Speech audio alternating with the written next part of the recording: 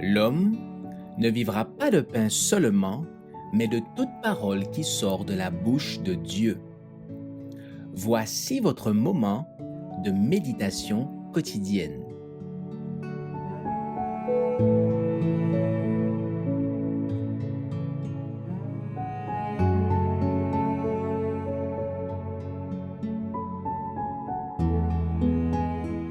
Devenir enfant pour grandir, le 6 octobre.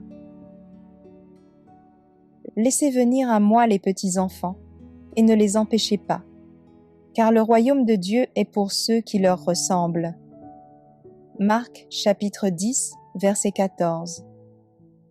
Quand on lui présenta les enfants, Jésus vit en eux des hommes et des femmes appelés à devenir les héritiers de sa grâce et les sujets de son royaume. Il plaça son enseignement à leur niveau, ne dédaignant pas, lui, la majesté du ciel, de répondre à leurs questions et de donner à ces importantes leçons assez de simplicité pour les mettre à la portée de ces intelligences enfantines.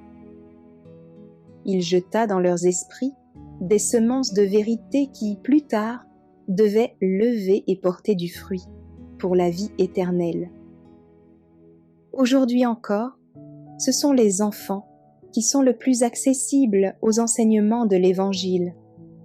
Leurs cœurs sont ouverts aux influences divines et retiennent fortement les leçons apprises. De petits enfants peuvent être chrétiens en ayant une expérience proportionnée à leur âge. Il faut leur enseigner les choses spirituelles afin que leur caractère se façonne à la ressemblance de celui du Christ. L'ouvrier chrétien peut devenir un instrument du Christ pour attirer ses enfants au Sauveur. Il peut se les attacher en agissant avec sagesse et avec tact. Et il aura le bonheur de voir leur caractère tellement transformé par la grâce du Christ qu'on pourra dire à leur sujet « Le royaume des cieux est pour leurs pareils ». Même dans leur tendre enfance, les enfants peuvent appartenir à l'assemblée des croyants et connaître de précieuses expériences. Jésus peut en faire de jeunes missionnaires qui, pleins de confiance en lui, l'aimeront de tout leur cœur et vivront pour lui. Leur façon de penser sera totalement changée et le péché ne leur apparaîtra pas comme quelque chose à désirer, mais au contraire à éviter et à détester. Le Seigneur désire vivement le salut des jeunes. Il se réjouit à la pensée de les voir réunis autour de son trône, revêtus de la robe immaculée de sa justice.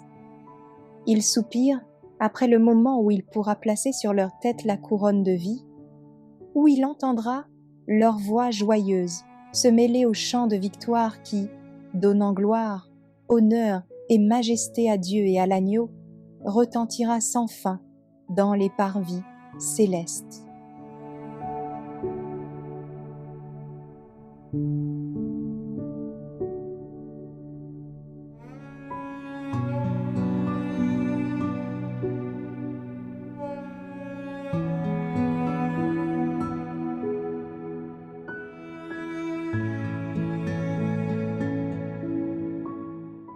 Merci d'avoir écouté cette présentation.